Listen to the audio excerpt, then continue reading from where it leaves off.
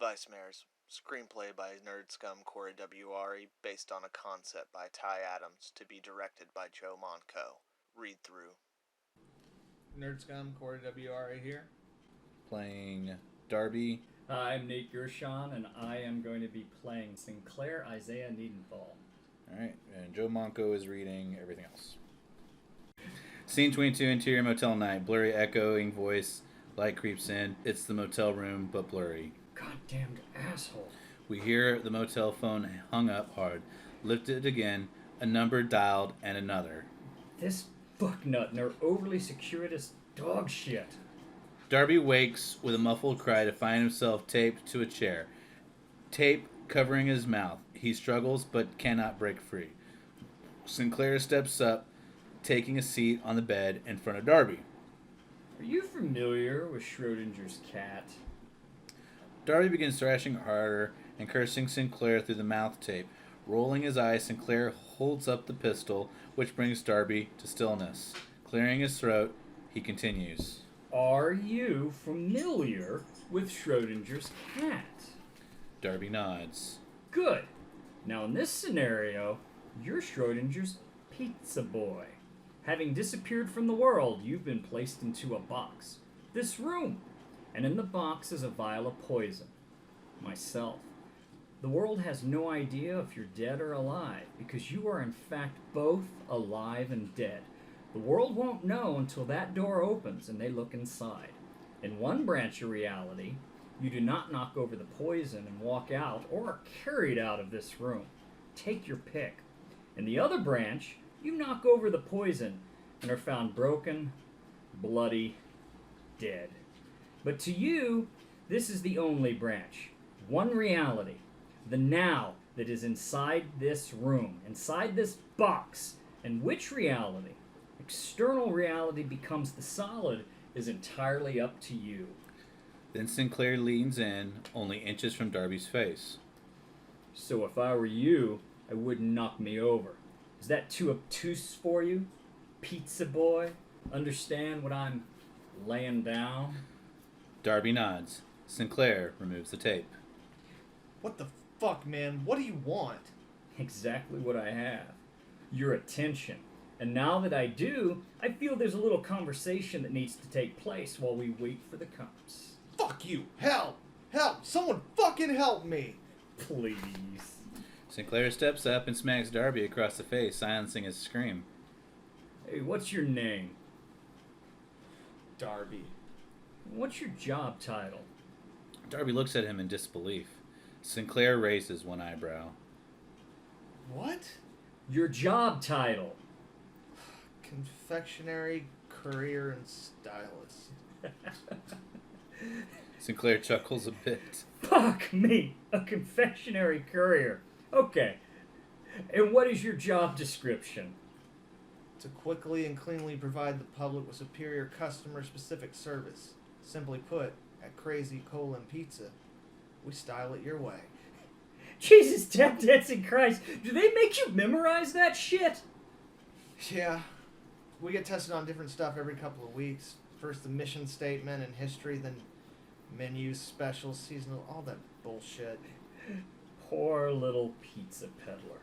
And do you remember me ordering one of these personally styled confections? Dude, I was just here. Sinclair suddenly moves, slapping Darby across the face again. I don't need your fucking sass, shitbird. Now answer the very simple question. Yes, I remember. Sinclair sits, produces a receipt, and presents it to Darby. Good. Moving on. And how does this order read? One kosher crazy-o, light sauce, extra pizza cheese, blue cheese, goat cheese, mushrooms, green peppers, red peppers, onions, spinach, eggplant, no black olives. Sinclair snaps his fingers and steps up, presenting the pizza. Sinclair takes a slice in hand. Very well. And what is this? A kosher crazy-o large. Indeed.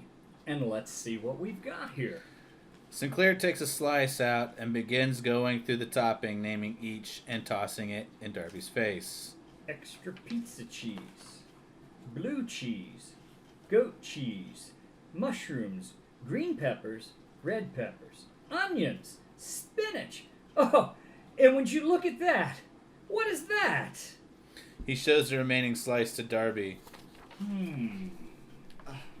Olives, but Olives! Even though the ticket specifies no olives.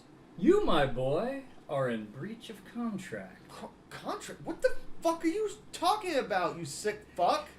You accepted a title with wage stylings, confections for crazy pizza, and by doing so, entered into a social contract with the public, i.e. myself. A social contract, you see. I too live by a social contract. We all do. Millions of people living their lives according to an unspoken but instinctively understood pact. And that is what's so funny about the thing. In a world of such diverse functionality, the social contract must adapt accordingly. Therefore, the social contract can only be interpreted within the microcosm of each individual social interaction. Which brings us back to us. We had a contract. A contract you have grossly neglected. What the fuck? Man, I don't even...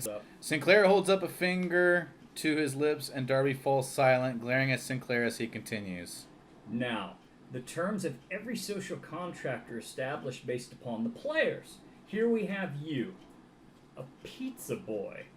By your own admission, your function is to serve the public, which we've already established as me, to their individual specification.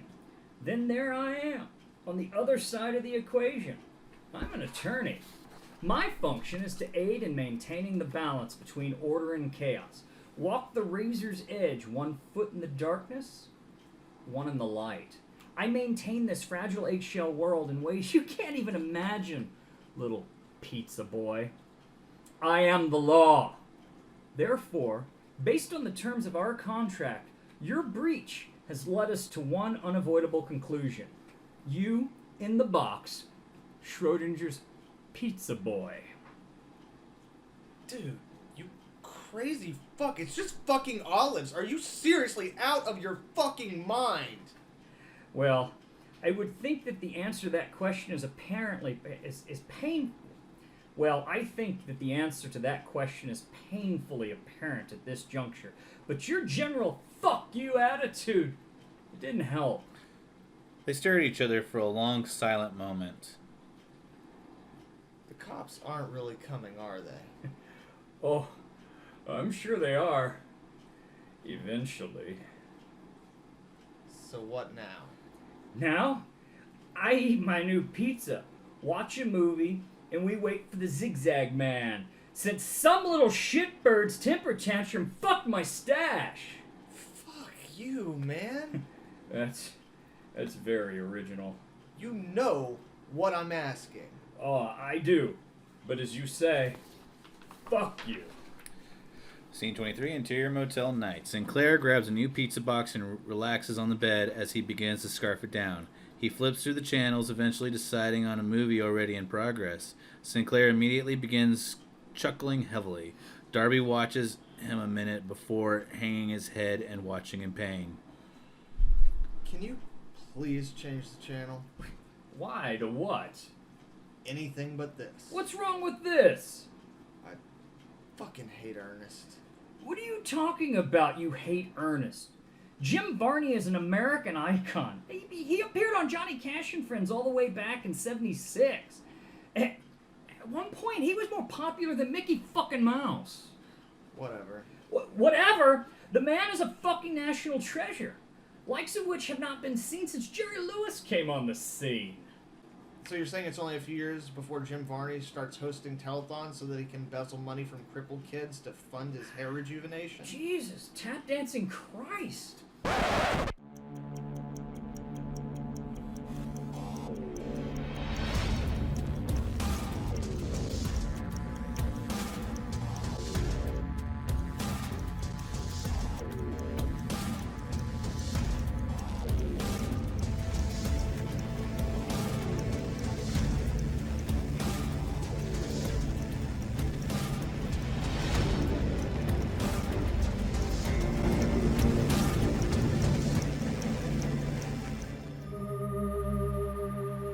Bye.